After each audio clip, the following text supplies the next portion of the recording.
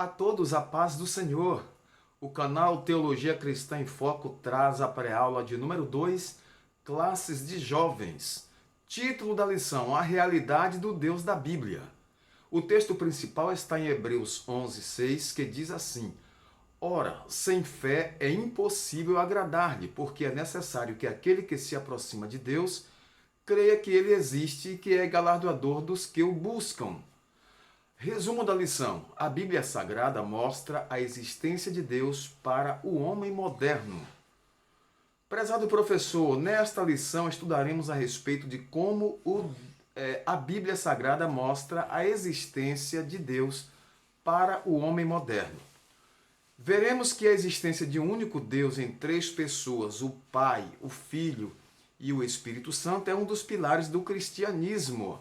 Você crê na Trindade? Você acredita em Deus Pai, Filho e Espírito Santo? Estaremos fazendo a seguinte pergunta para você: será que alguém tem uma desculpa para não crer em Deus? O texto bíblico está no Salmo 119, versos de 1 a 4 e Romanos 1, 18 a 20. Os céus manifestam a glória de Deus e o firmamento anuncia a obra de suas mãos. Um dia faz declaração a outro dia e uma noite mostra sabedoria a outra noite. Sem linguagem, sem fala, ouvem-se as suas vozes em toda a extensão da terra e as suas palavras até o fim do mundo. Neles pôs uma tenda para o sol. Romanos 1, 18 a 20. Porque do céu se manifesta a ira de Deus sobre toda a impiedade e injustiça dos homens, que detêm a verdade em injustiça. Porquanto o que de Deus se pode conhecer, neles se manifesta porque Deus lhe manifestou. Porque as suas coisas invisíveis, desde a criação do mundo, tanto o seu eterno poder como a sua divindade, se entendem e claramente se veem pelas coisas que estão criadas, para que eles fiquem inexcusáveis. Então, jovens, nós abordaremos nesta pré-aula a existência de um único Deus em três pessoas, o Pai, o Filho e o Espírito Santo, que é um dos pilares do cristianismo. A partir dessa premissa, tudo o que veremos na sequência depende do entendimento de que Deus existe, que Ele criou todas as coisas e se revelou a nós pela sua vontade.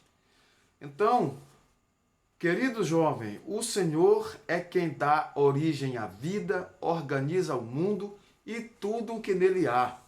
Ele também é o responsável pela criação do homem e da mulher e se revela de forma específica e nos apresenta em sua palavra o plano da salvação. Então vamos estudar nesta lição acerca deste Deus maravilhoso e sua revelação. Nesta primeira parte aqui, que fala de Deus e sua existência, a Bíblia ela não tem essa preocupação excessiva em provar a existência de Deus. Ela simplesmente mostra realmente, a partir do versículo 1 de Gênesis 1, diz que no princípio criou Deus os céus e a terra. Está dito. A palavra de Deus é a palavra de Deus. Deus existe, Ele é real. A fé cristã se baseia na certeza desta existência do Deus Todo-Poderoso. Então ali em Gênesis 1 deixa claro não somente a existência dele, mas igualmente o seu poder e a sua iniciativa por meio do ato da criação, quando nem mesmo o tempo ainda era contado. Diz que no princípio, o tempo não se contava ainda, no princípio, criou Deus os céus e a terra. Que revelação foi essa? Uma revelação sobrenatural. Deus, o Criador, mostrou sua existência à humanidade por meio de sua criação, e essa revelação se baseia justamente na certeza de que os atos criativos de Deus, ou seja, sua obra, manifesta sua natureza, tem a sua capacidade de, mesmo de forma limitada, mostrar que o homem e o mundo tiveram uma origem que não são frutos de um acidente cósmico ou de um resultado de uma ação de forças impessoais. Deus, o Criador, ele criou todas as coisas. Ele é o soberano Criador. Na segunda parte, nós temos aqui ideias acerca da pessoa de Deus. Temos o ateísmo, o panteísmo, o deísmo e também nós temos aqui o item 4, teísmo. Vamos juntos aqui meditar um pouco e refletir um pouco sobre isso. O ateísmo. Na história da humanidade é possível ver que há uma divisão entre aqueles que creem que Deus existe e que criou todas as coisas, e aqueles que não acreditam na sua existência nem no seu poder. São os chamados ateus, aqueles que não creem em Deus. Nós observamos que o homem, ele tem o senso de Deus dentro dele mesmo. Embora ele expresse essa ideia, vamos dizer, esse ateísmo, mas dentro do homem realmente tem algo que clama e que diz que há um ser superior que comanda todas as coisas, que dirige todas as coisas, que é criador de todas as coisas e que está acima de tudo, de todos. Então, no princípio criou Deus os céus e a terra, é tudo que nós temos para perceber que há um Deus todo-poderoso que comanda tudo, porque Ele é o dono de tudo, porque Ele é o Criador. Então, observamos aqui que a Bíblia, no Salmo 53 e o verso 1, diz que disse o nécio no seu coração, não há Deus. Então, são aqueles que não creem em Deus, não creem na existência de Deus e negam essa existência. Vamos ver aqui agora também o panteísmo, que expressa aquela ideia de que Deus é tudo e tudo é Deus. O panteísmo mostra Deus como sendo participante de sua obra criada. Faz uma mistura. Né? Para o panteísta, o Senhor é tudo e tudo é Ele. Como é isso? Deus é tudo e tudo é Deus.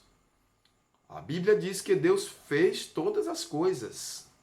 Ele também diz que ela também diz que o Criador se utiliza de sua criação para mostrar um pouco do seu poder. No Salmo 19, verso de número 1 diz: os céus manifestam a glória de Deus e o firmamento anuncia as obras de suas mãos.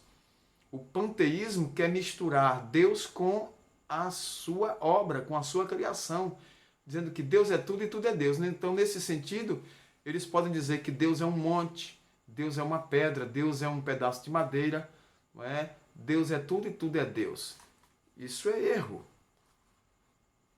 O salmista deixa claro que a criação e o seu Criador possuem uma conexão, mas não se misturam de forma nenhuma. Deus é o Criador e a criação é a obra de Deus.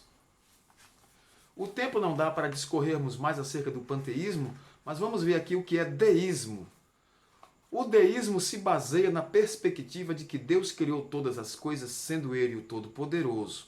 Entretanto, olha só, esse Deus limitou-se a criar o mundo e os homens, mas não interfere na história, deixando, portanto, as criaturas viverem a sua própria sorte, de acordo com o seu próprio entendimento.